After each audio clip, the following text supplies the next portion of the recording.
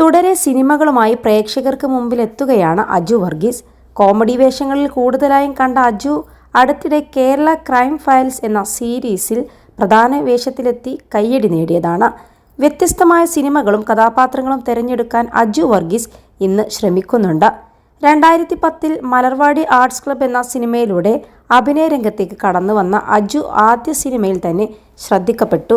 തട്ടത്തിൽ മറയത്ത് ഉൾപ്പെടെയുള്ള സിനിമകൾ നടന് ജനപ്രീതി നേടിക്കൊടുത്തു. തുടരെ കോമഡി വേഷങ്ങളിലെത്തിയത് ഒരു ഘട്ടത്തിൽ നടൻ സ്റ്റീരിയോ ടൈപ്പ് ചെയ്യപ്പെട്ടതിനു കാരണമായി. കരിയറിൽ ഉയർച്ച താഴ്ചകൾ അജുവിന് ഒരുപോലെ വന്നിട്ടുണ്ട്. വർഷങ്ങൾക്ക് ശേഷം ഉൾപ്പെടെ പ്രേക്ഷകർക്ക് പ്രതീക്ഷയുള്ള അജുവിൻ്റെ ഒരു പിടി സിനിമകൾ അണിയറയിൽ ഒരുങ്ങുന്നുണ്ട്. സംവിധായകനും നടനുമായ സന്തോഷ് പണ്ഡിറ്റിനെ കുറിച്ച് സംസാരിക്കുകയാണിപ്പോൾ അജു വർഗീസ്. ഇന്ന് സിനിമാ ലോകത്ത് വന്ന മാറ്റങ്ങൾക്ക് സന്തോഷ് പണ്ഡിറ്റിനും പങ്കുണ്ടെന്ന് അജു വർഗീസ് പറയുന്നു. അന്ന് ആർക്കും സിനിമ തിയേറ്ററിലേക്ക് കൊണ്ടുവരാമെന്ന ധൈര്യം നൽകിയവരിൽ പ്രമുഖ വ്യക്തിയായി ഞാൻ കാണുന്നത് സന്തോഷ് പണ്ഡിറ്റാണ്.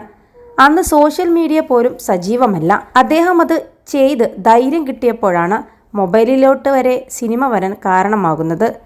ഇന്ന് അത് എത്തിക്കഴിഞ്ഞെന്നും അജു വർഗീസ് അഭിപ്രായപ്പെട്ടു.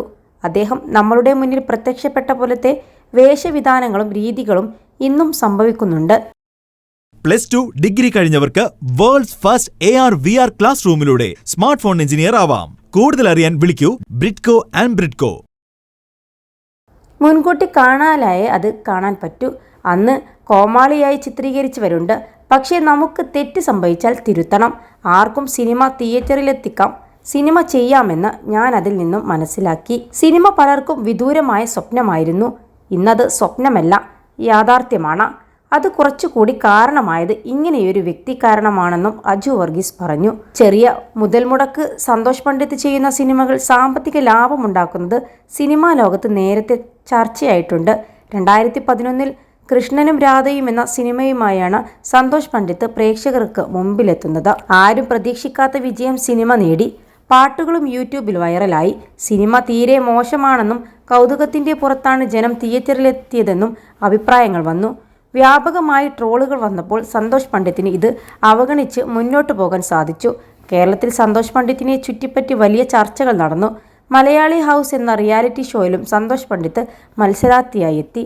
ഇന്ന് ലൈവ് ലൈറ്റിന് പഴയതുപോലെ സന്തോഷ് പണ്ഡിറ്റിനെ കാണാറില്ല. 21 ലക്ഷത്തോളം സന്തുഷ്ടരായ ഉപഭോക്താക്കളും 2 ലക്ഷത്തോളം തിമിര ശസ്ത്രക്രിയകളും പൂർത്തിയാക്കിയ മലബാറിലെ ഏക കണ്ണാശുപത്രി അൽ സലാമ ഹൈ ഹോസ്പിറ്റൽ റോഡ് പെരിന്തൽമണ്ണ.